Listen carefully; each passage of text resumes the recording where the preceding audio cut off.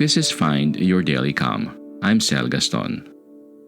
Today you will hear a portion of a chapter from one of the greatest books ever written, Viktor Frankl's Man's Search for Meaning. From one of its many print editions, Beacon Press wrote this about the book.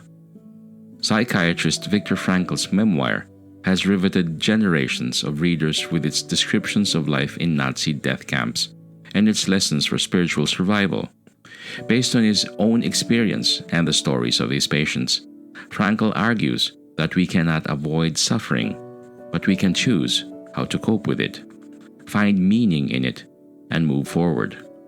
At the heart of his theory, known as logotherapy, is a conviction that the primary human drive is not pleasure, but the pursuit of what we find meaningful. Man's Search for Meaning has become one of the most influential books in America. It continues to inspire us all to find significance in the very act of living.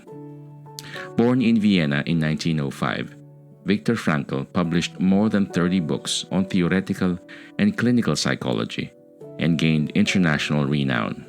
He died in 1997. Before you enjoy this segment, here are a few words from one of our partners.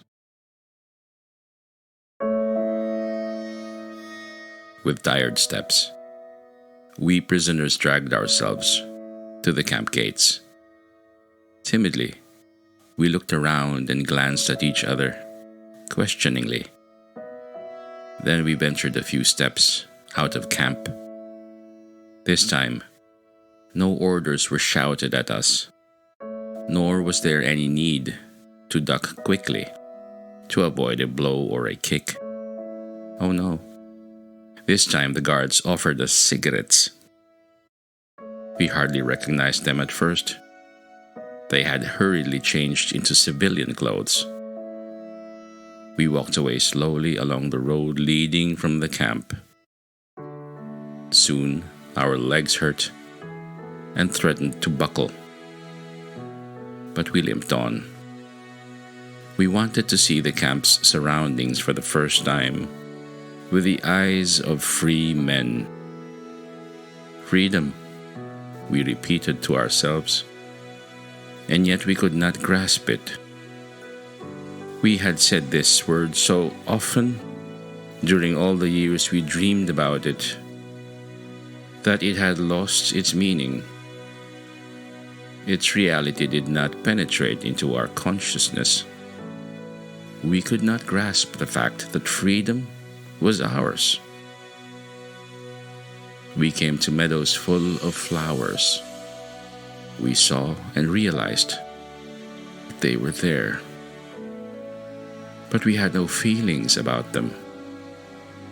The first spark of joy came when we saw a rooster with a tail of multicolored feathers, but it remained only a spark. We did not yet belong to this world. In the evening, when we all met again in our hut, one said secretly to the other, "Tell me, were you pleased today?" And the other replied, feeling ashamed as he did not know that we all felt similarly. "Truthfully, no," he said. We had literally lost the ability to feel pleased and had to relearn it slowly. One day, a few days after the liberation, I walked through the country past flowering meadows for miles and miles toward the market town near the camp. Larks rose to the sky and I could hear their joyous song. There was no one to be seen for miles around.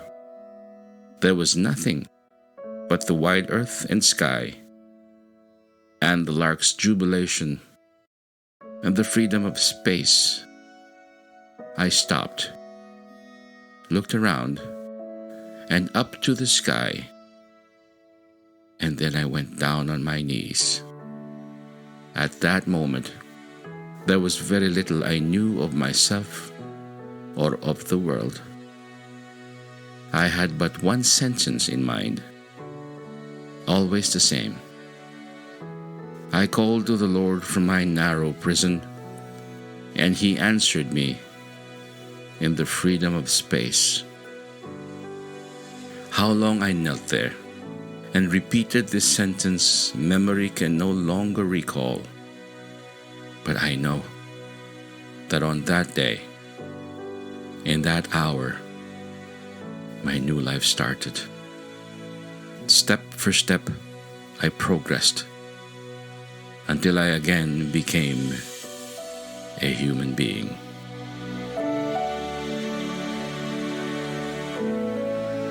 Those few lines are one of my favorites in Viktor Frankl's Man's Search for Meaning. I hope you enjoyed this reading. If you and your friends enjoy Find Your Daily Calm, please let us know by leaving us a message on our Facebook page, Find Your Daily Calm. Do let us know how we can best help you find your daily calm. May you be calm, may you be at ease, and may peace be upon you.